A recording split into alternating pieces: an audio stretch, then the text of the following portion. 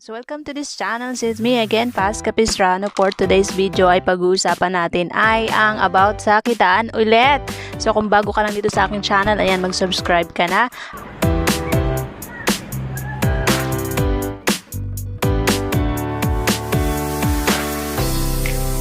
Hello Sitaw Fam! Welcome dito ulit sa aking TikTok. Ayan, for today's video, andito tayo sa aking YouTube and magbabasa ako. Ayan. Ayan, magbabasa ako ng mga comment ng aking mga viewers dito sa YouTube, and karamihan sa mga nandito ay ang gusto nila is mag-delete or mag-close ng kanilang mga shop. Isa sa mga dahilan kung bakit sila nag-close ng kanilang mga shop ay dahil wala pa po silang puhunan na pwedeng gamitin nila dito sa pag-process ng mga orders. So yan, isi-share ko na lang itong screenshot ng aking account dito sa YouTube. Isa sa mga viewers ko, sabi ni Venus Lumactudio, wait lang, magsalamin lang. Hindi ko mabasa. Oh my God. Sabi ni Venus, paano i-delete ang account sa Sitaw? May puhunan pala to. Zero balance naman ako. Wala din product. Wala din pa product at orders. Ayan. So, pusuan natin yung kanyang comment. And then, ito naman si Elvin John. Sabi niya, sobrang laking tulong ng video na to. Legit yung mga caption. Galing. Ayan, okay. Isa pang comment dito ay from Rexy Tapang. Sabi niya, automatic na maku-close ba? Pwede, di ba pwede hintayin yung freezing money papunta sa wallet? Saka mo ipang process ng mga orders?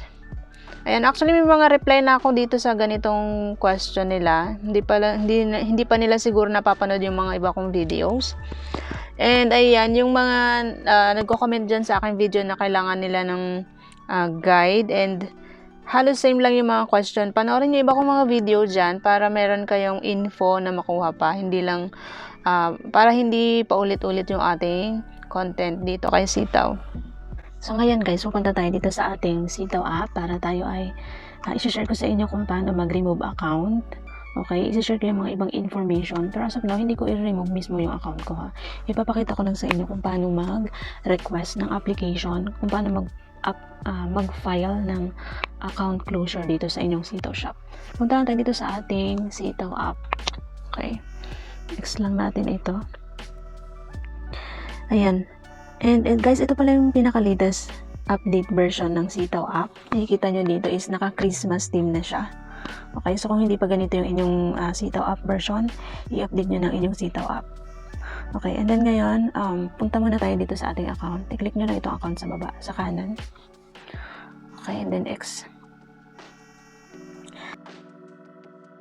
Ngayon guys, ito yung aking pinaka-latest account. Punta lang kayo dito sa baba, scroll up nyo lang. Ayan, makikita nyo itong remove account. Okay, ito. Pag kinlik nyo yan, ayan, meron confirmation na ganito na before, inactivate na ito ni Sitaw, okay? But since merong mga seller na nag-experiment or accidentally na napindot nila yung kanilang account, na active seller sila, accidentally nilang napindot yung confirm. Ayun, ang nangyari is na-delete talaga yung account nila. Okay? And then ngayon, hindi mo na ito winwork ni ini-off ni Sitaw ang activation nitong remove account, okay? So, ang gagawin nyo para mag-close ang inyong shop, cancel muna natin yan, baka accidentally mapindot natin. Punta kayo dito sa inyong account and then scroll up, hanapin nyo itong dashboard, okay? And then once na naklik nyo yung dashboard, may mga makikita kayong ganitong info. Ito yung buong sales ko ito yung pinakabuong dashboard ko dito kay Sitaw, okay? And then scroll up nyo lang. Ayan. And makikita nyo dito sa baba itong application to close shop. Okay? Dito kayo magpa-file na gusto ninyong mag-close ng inyong shop. Okay? I-click nyo lang yan. And may makikita kayong ganitong form. Lalagyan nyo lang ng closing reason dito kung bakit gusto nyo mag-close ng inyong shop. Pwede yung Tagalog para mas mabilis. Sabihin nyo lang is, estudyante po ako, wala pong puhunan, hindi pa po ako ready, I create the account by mistake, mga ganon. Kung ano yung reason nyo talaga, ilagay nyo dito. Okay? I-validate naman yan ni Sitaw. And then, ilagay yung contact number ninyo na active. And then, yung email nyo dito kay Sitaw na active din.